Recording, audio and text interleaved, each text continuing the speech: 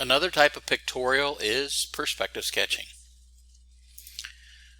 You'll see that perspective sketching is frequently used in architecture, but also in a lot of product design because it looks very realistic for maybe the non-technical or for illustrations to help persons who are not maybe in the engineering field. Again, here's an example of a two-point perspective. Obviously, the way that this works is to trick the mind into thinking that this telephone pole is obviously further away than this door because it's shorter than the door. Now obviously we know the telephone pole is not shorter than the door, but because it appears shorter than the door, our mind says, oh, that must be in distance. And so it is a very realistic method to use. Probably most of you in some kind of art class throughout the years have created a one-point perspective, the railroad tracks or something which converge. Again, the idea is as things get smaller or closer together, we assume, even though this is a 2D surface, that it is in the distance. And that is how perspective works. So even CAD programs that can do rendering can generate them as perspectives. We typically don't use them in strict engineering because it's difficult to dimension. In fact, these dimensions are not real. They're not true to what the object would be. But again, they are very realistic. So we do it for a lot of illustrative purposes, sometimes for animations or for advertising. Here's an example of an architectural rendering that is perspective. And you can see that it's being shown in multiple different formats. This is obviously a photorealistic rendering. Then you have what's known as the clay body. That's kind of all one color that shows some shading but does not show a differentiation in materials. You could also have OpenGL, or you could have what's called traditional sketching. Well, how does a perspective drawing really work? Well, it's the most realistic, as we've mentioned, of three-dimensional views of all the pictorials. So it's more realistic than isometric, and it's more realistic than oblique. And again, why is this? Well, because it portrays these objects in the same way that our eye perceives the visual world. When we see the real world, we see it in perspective. Things that are further away appear smaller, and that's how we get depth perception. To determine that that is in a distance and not right up in front of us. In perspective drawings, there are really three types. There's what's called the 1 point, the 2 point, and the 3 point. And these points are really referring to the vanishing points, and we'll see how that works.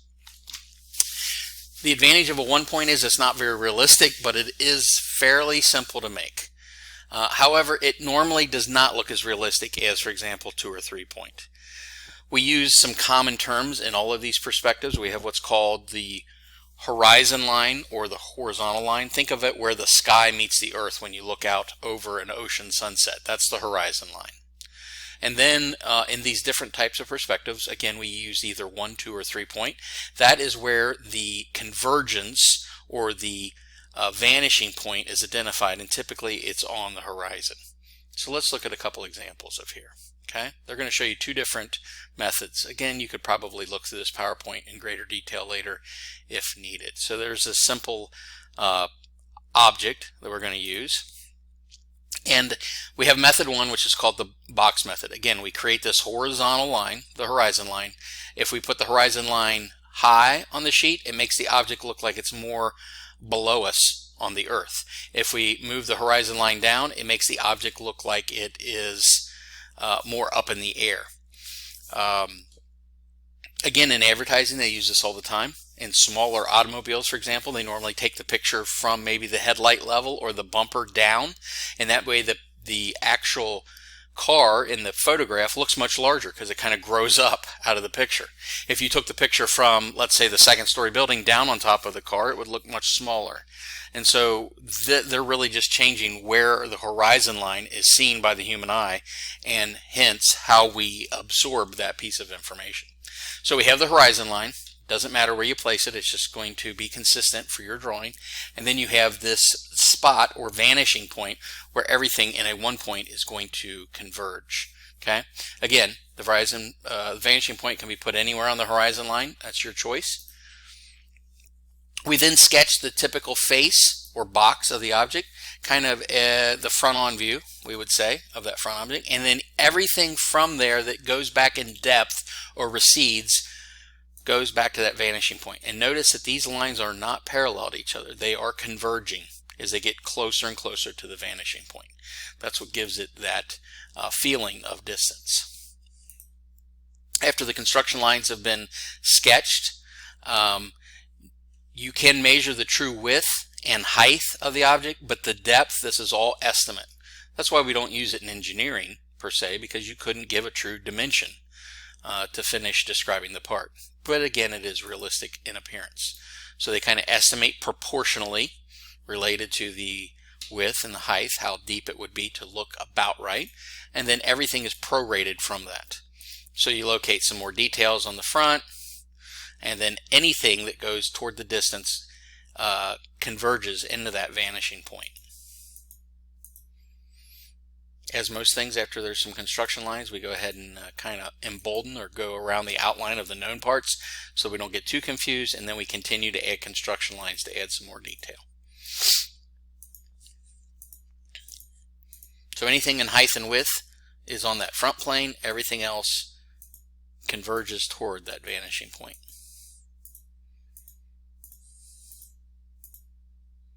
Second method, again, we have the horizon line, we have the vanishing point, and then you sketch the frontmost face so that the height and width are horizontal and vertical, and then you project the corners back on just the front face instead of the overall box, and then you build the part out as you continue to go back.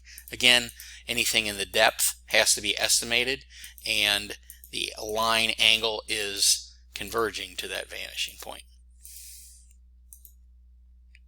So here's a couple examples. Also notice that it mentioned that you may add tonal shading, and this gives us a more realistic perception. So we have some tonal shading here. It shows us the LCD screen, maybe it's turned off, versus maybe a metal case versus a white plastic dial. In the case of this tape dispenser, we can kind of see with tonal shading the edge of the tape versus the face of the tape and the edge of the dispenser. Alright, just like a one-point perspective, a two-point perspective works similarly, except instead of only one vanishing point, it has two vanishing points. This is a little more realistic.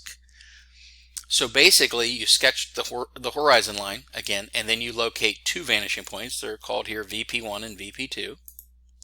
You then start with the front edge of the object that you're going to draw. So we're going to say this is our front edge, so we'll put that out here in our drawing field. And then everything on this side is going to converge to vanishing point 2. Everything on this side is going to converge to vanishing point 1.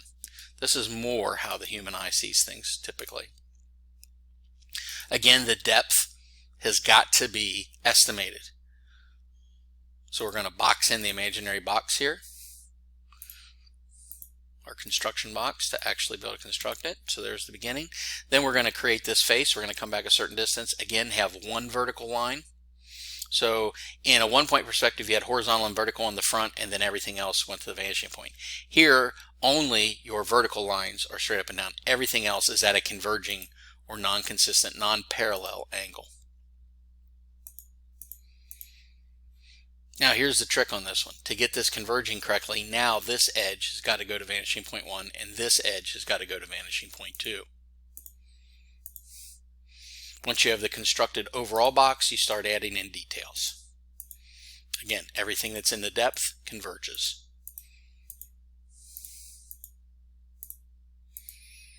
Once we have enough construction lines, start filling in the details. Trace over to embolden the actual edges.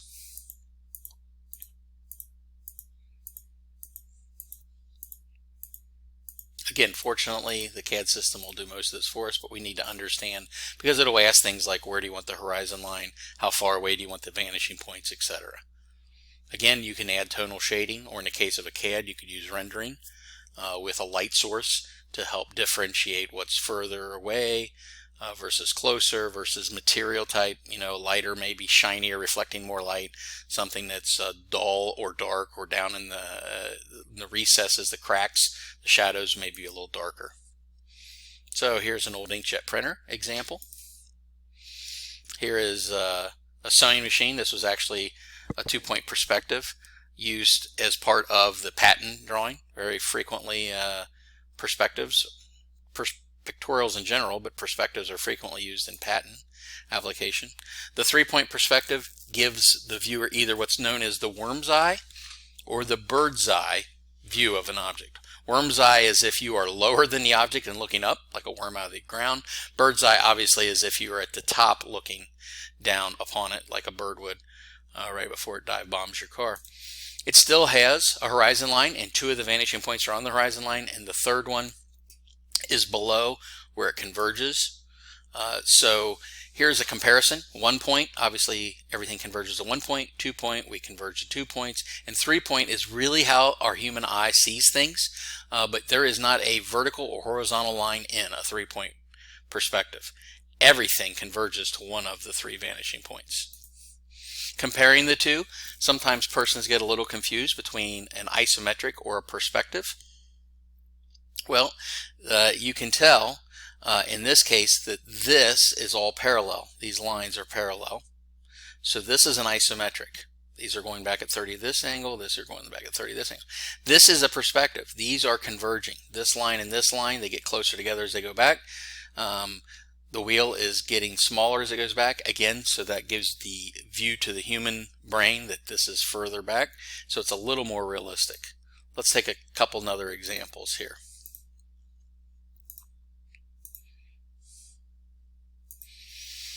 Finally, let's, in quick review, look at the 3 types of pictorials. Isometric, again, everything goes back at 30 degrees. We have vertical lines. Oblique, the front view is drawn as if we look straight on, horizontal and vertical, and then we go back at some angle. Typically this angle is 45 degrees. The more realistic one, as we know, is that cabinet, where we only go half the depth. So if this said it, we go back, if it's truly dimension of 3 inches, we'd go back 1.5 inches. And then perspective, where there are really no parallel lines, everything is converging to one of the vantage points. Until next time, enjoy your pictorials.